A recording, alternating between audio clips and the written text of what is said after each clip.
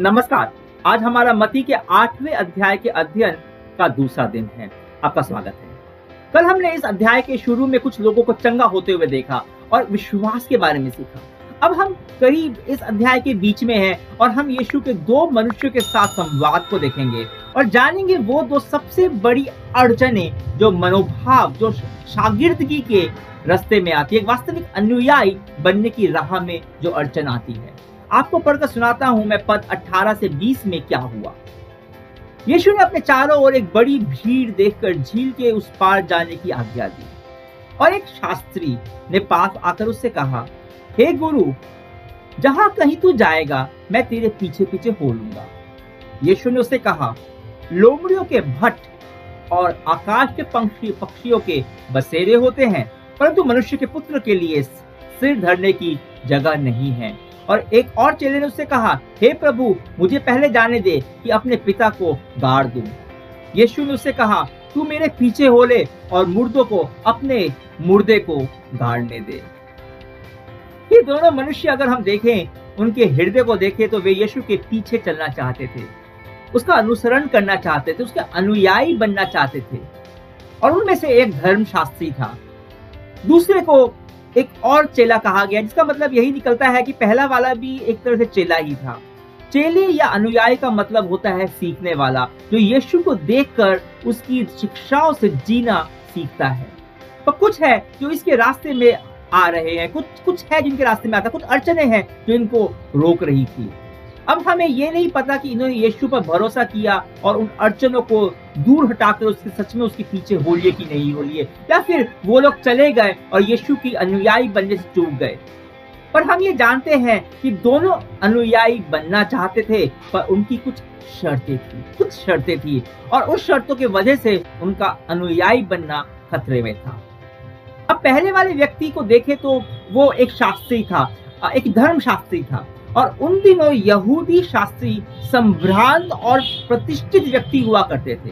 और ये शास्त्री यीशु के पीछे पीछे चलना चाहता था, मतलब अनुयायी बनना चाहता था, शिष्य बनना चाहता था, चेला बनना चाहता था। पर यीशु परमेश्वर है और वो हृदय के अंदर छिपे हुए गुप्त अभिप्राय को भी पहचान लेता है और कहता है कि लोमड़ियों के और पक्षियों के रहने का स्थान होता है, पर मेरा तो रहने का कोई स्थान भी नहीं है। एक प्रकार से वो कह रहा था कि मैं जानता हूं कि तुम मेरे शिष्य क्यों बनना चाहते हो। यीशु ने थोड़ी देर पहले पर्वत पर उपदेश दिया था, एक जबरदस्त सेमिनार दिया था, और उसके बाद नीचे उतरकर उसने एक के बाद एक जबरदस्त चमत्कार किए थे, लोगों को चंगा किया था और भीड़ की भीड़ उसके पीछे थी और उसके पीछे भीड़ उमड़ रही थी। यीशु का यश फैल रहा था और वो प्रख्यात हो रहा था। और यीशु जानते थे कि इस शास्त्री को उसके शिष्य बनने की चाह इसलिए थी, उसका वास्तविक उद्देश्य शिष्य बनने का यह था कि वो यीशु की प्रख्याति में सम्मिलित होना चाहता था, जीवन में सफलता चाहता था। पर यीशु ने उससे कहा कि उसके पीछे चलने का मतलब प्रख्याति या समृद्धि नहीं है, उसके पीछे चलने का मतलब उसके कष्ट में, उसकी यातनाओं में उसके साथ होना है। आज के दिन भी दोस्तों कई लोग हैं कि यीशु के पीछे आते हैं, कुछ समय तक उसको अपना उद्धारकर्ता स्वीकार करते हैं, और वो लोग उसके पीछे इसलिए आते हैं क्योंकि उनको यीशु से कुछ चाहिए, उनको यीशु चंगाई चाहिए, या कोई चमत्कार चाहिए, या समृद्धि चाहिए, शोहरत चाहिए, नौकरी चाहिए, बिजनेस में बढ़ोतरी चाहिए। उनकी आंखें हर समय इस चीज पे होती हैं कि यीशु उनके लिए क्या कर सकते हैं। ऐसे लोग अपने आप को यीशु का शिष्य कहना पसंद तो करते हैं तब तक जब तक कि अपनी आराम की जगह उनको खोनी ना पड़े। पर जहां बात आई अपने आराम को छोड़ने की, यीशु की आज्ञा मान के कष्ट भोगने की, उसके लिए प्रताड़ना सहने की, ऐसे में ये लोग पीछे चलने की बजाय पीछे छूट जाते हैं। ऐसे लोग यीशु के प्रशंसक तो हो सकते हैं पर उसके चेले कभी नहीं बन पाते।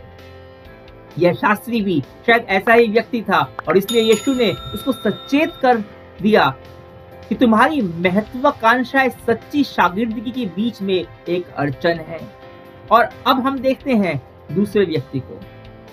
तो मत्ती कहता है कि वो भी चेला था, पर वो कहता है कि पहले मैं अपने पिता को गाड़ दूं, फिर मैं तेरे पीछे आऊंगा। वो चेला था, पर सच्चे चेले की तरह गुरु के पीछे पीछे हर जगह जाने के लिए तैयार नहीं था। उसकी अन्य अन्य प्राथमिकताएं थी, जिम्मेदारियां थी जो उसके आरे आ रही थी।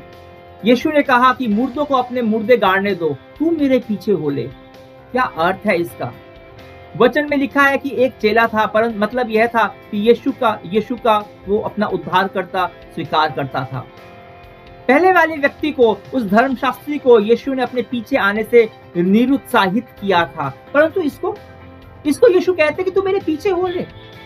यीशु ने उसे मुर्दा नहीं कहा, उसके परिवार वालों को कहा। मतलब यह है कि ऐसा व्यक्ति जो यीशु के परित्राण को, उसके उद्धार को समझ चुका था, वो समझ चुका था कि यही मसीहा है, इसलिए वो अनंत जीवन का भागीदार था, पर फिर भी वो यीशु को पूरी तरह से अनुसरण करने में संकोच कर रहा था, क्योंकि उसकी जिम्मेदारियां थी।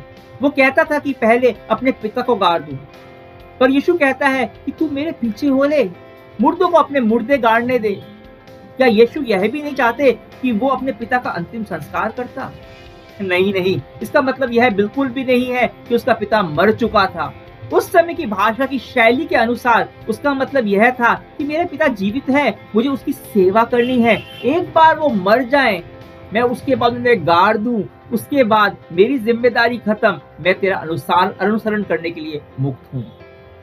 आज भी कलीसियाओं में कई लोग हैं जो यीशु को उद्धारकर्ता और प्रभु मानते हैं, जो यीशु से प्यार करते हैं, उसकी आज्ञा मानकर उसका अनुसरण करना चाहते हैं, पर उनकी जिम्मेदारियां उनकी शागिर्दगी के में अड़चन बनी हुई है।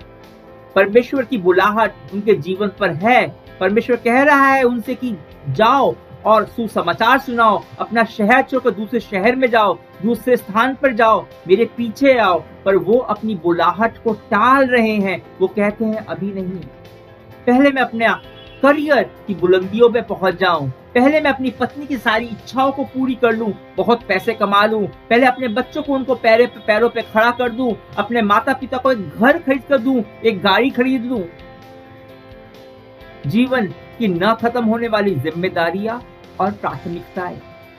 ऐसे लोग यीशु के भक्त तो हो सकते हैं, उसके चेले नहीं बन पाते। ऐसे लोगों को यीशु कहते हैं कि तुम मेरे पीछे आओ, मुर्दों को अपने मुर्दे गाड़ने दो। मुर्दे अर्थात इस संसार के लोग, वो लोग जो अपने पाप में मरे हुए हैं। संसार की बातें, संसार की चिंताएं संसारिक लोगों पर छोड़ दो, उनको निपटने दो। तुम अगर यीशु पर विश्वास कर उद्धार पाए हो, तुम नया जीवन पाए हो और जीवित हो, तो उसके पीछे हो लो, उसकी प्राथमिकताओं को अपनी प्राथमिकताएं बना लो। आज परमेश्वर हमें एक चुनौती दे रहे हैं। वो आपसे और मेरे से ये पूछ रहे हैं कि हम यीशु के केवल प्रशंसक हैं या फिर उसके चेले हैं? क्या हम उसके सिर्फ भक्त हैं जो हर रविवार कलीसिया में जाकर उसकी उपासना करते हैं, या फिर हम चेले हैं जो उसके पीछे चलने को तैयार हैं जहां पर भी वो लेकर जाए? क्या हम अपने यीशु का अनुयायी बोलते हैं अपने आप को क्योंकि हम उसकी आशीषों से, उसकी चंगाई से, उसकी शिक्षाओं से प्रभावित मात्र हैं, या फिर वो हमें जहां ले जाना चाहता है वहां जाने को तैयार है? अपने आप से पूछिए कि अगर आज यीशु आपको बोले कि अपना आराम छोड़कर आप स्वर्ग के राज्य के लिए काम करो, तो क्या आप उसके लिए आराम छोड़कर कष्ट भोगने के लिए तैयार हैं? अगर आप उसके लिए आपको प्रताड़ित होना पड़े, तो क्या वो प्रताड़ना सहन करने के लिए आप तैयार हैं? या फिर आपके दिल में उसके पीछे चलने की इच्छा तो है, परंतु आपकी महत्वाकांक्षा या आपकी जिम्मेदारियां आपको यीशु की आज्ञा पालन करने से रोक रही हैं? अगर आप चेले हैं तो यीशु आज कैसा चाहते हैं कि आप उसके पीछे चलें? और जो यीशु आपको बोलेंगे वो अगर आपके लिए कष्टकर हुआ, तो क्या आप कष्ट उठाकर भी यीशु के पीछे चलेंगे हर हाल में? ये प्रश्न आपके और परमेश्वर के बीच में है, मेरे और परमेश्वर के बीच में है। हो सकता है कि आज का संदेश आपके लिए एक एहसास का पल हो।